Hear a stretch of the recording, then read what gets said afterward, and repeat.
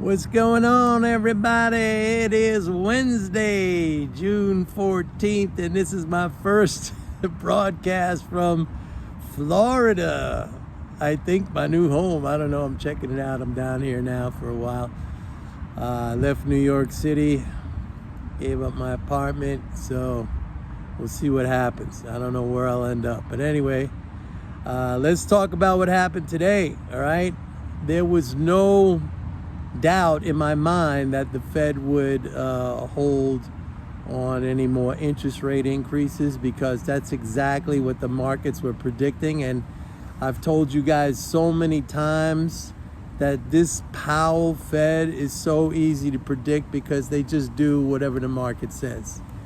So, you watch that Fed Watch tool at the CMA. If you just Google Fed Watch, one word, FEDWATCH tool, you could see the probabilities, and you don't have to be any kind of economist or anything like that, but you will know exactly what the Fed is going to do, because Powell just goes along with that. They just all go along with that, the whole FOMC board. Not like Bank of Japan. Bank of Japan, this is why, I'm so impressed by the Bank of Japan, because they just they do their own thing, man. They don't care. Inflation, we're keeping it low, we're keeping it negative. And you got to be impressed by that, because they're the only central bank in the world that is really, really autonomous and is not affected by, politics has no effect.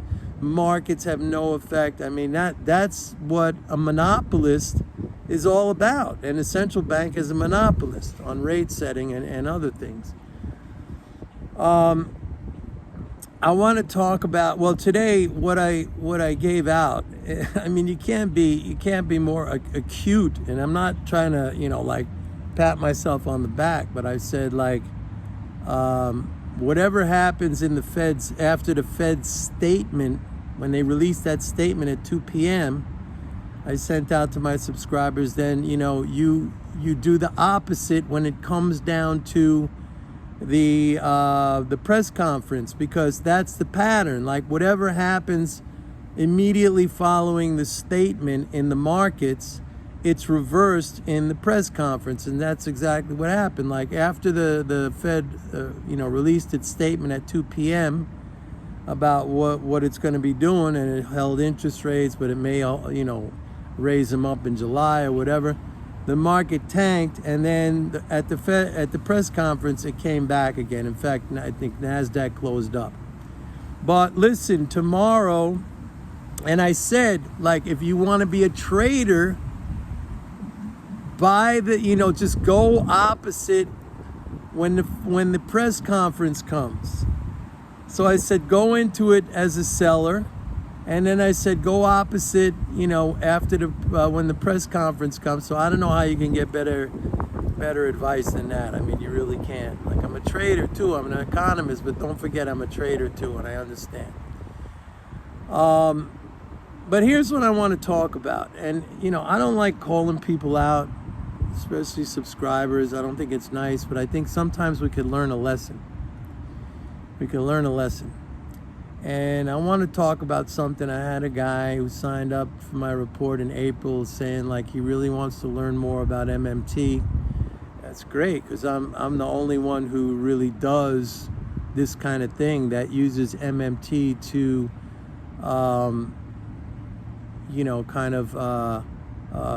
figure out the macro picture.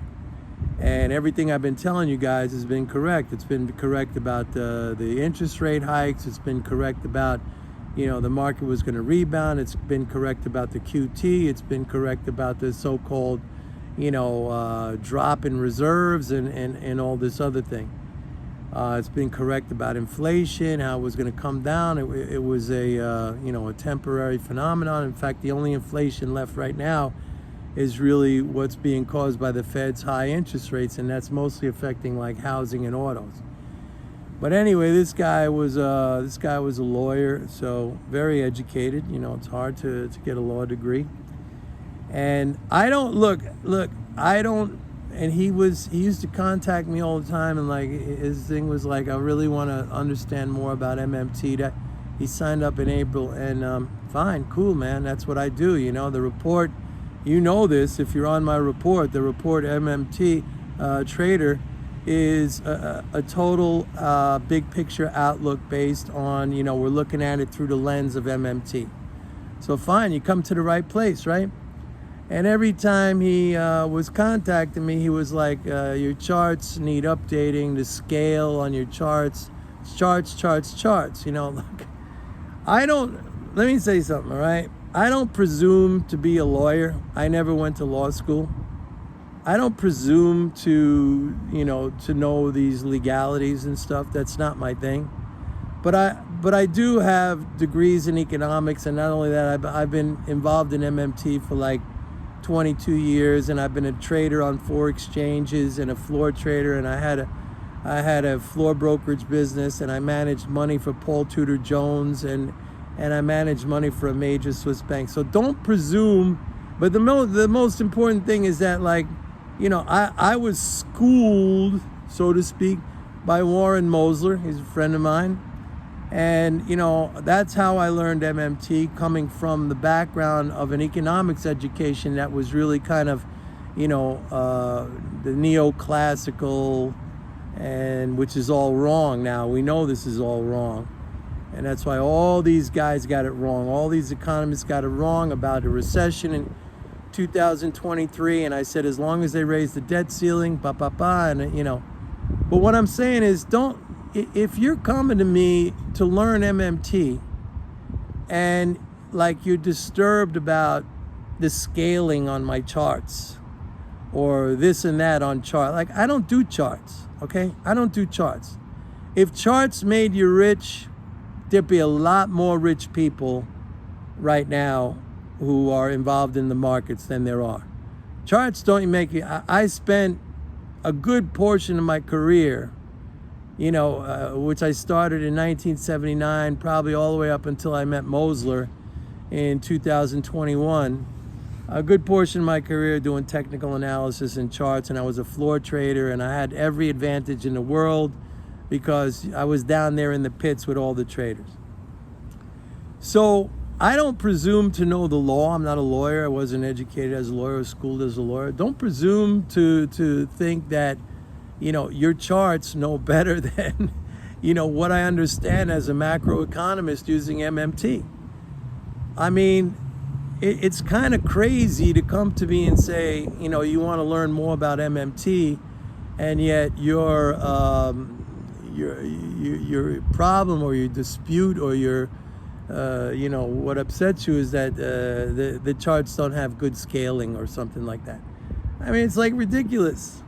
It's ridiculous.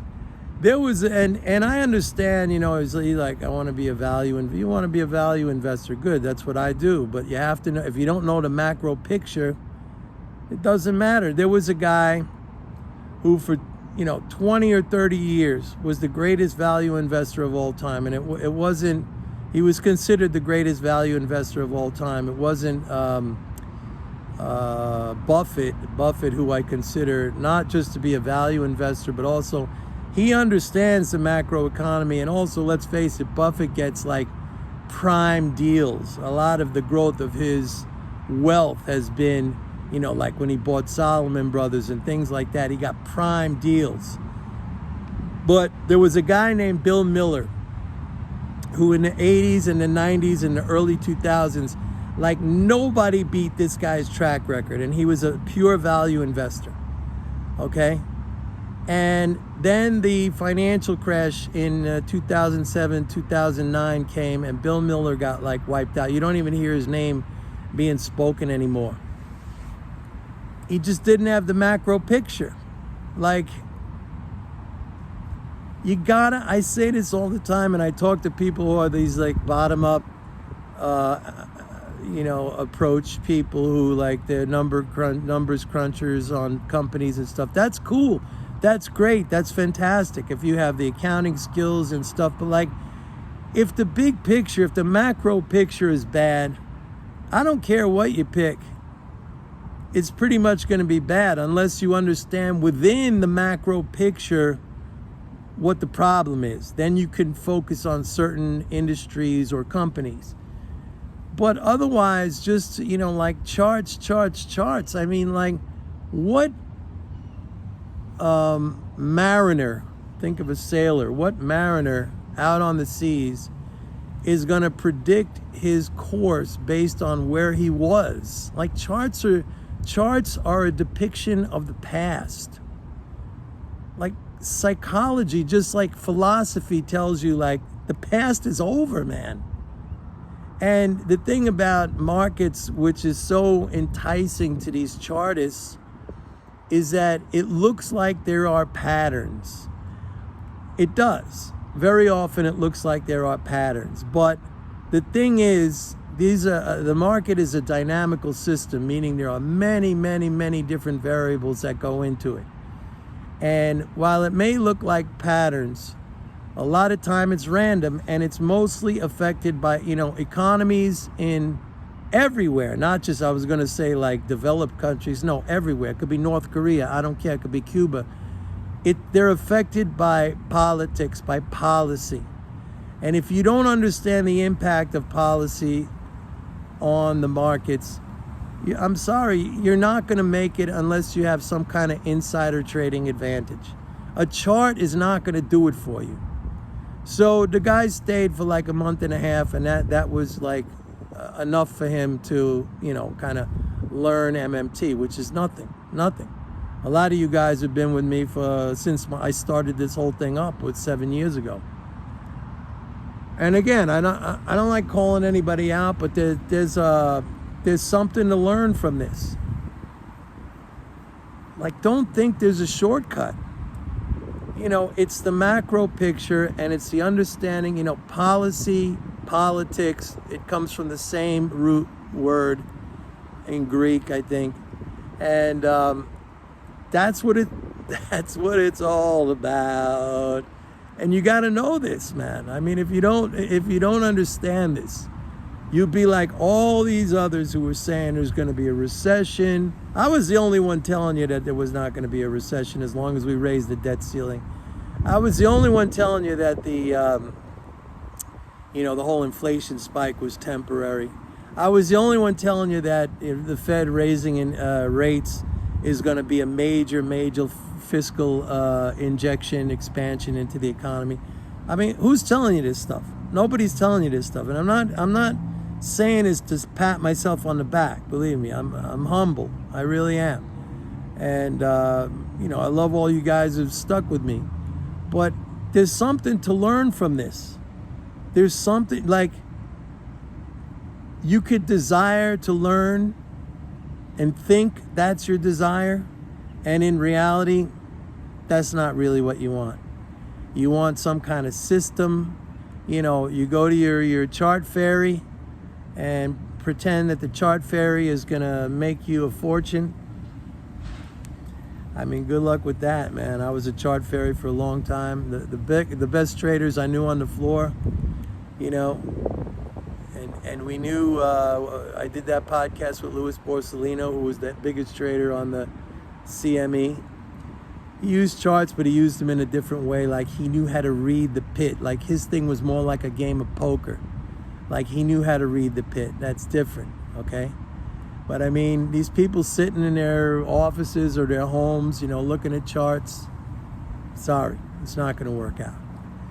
Anyway, that's it for me from today. That's it for today from me. And yeah, I'm down here in Florida. It's pretty hot, but I like hot. So I'll see you guys tomorrow. Bye.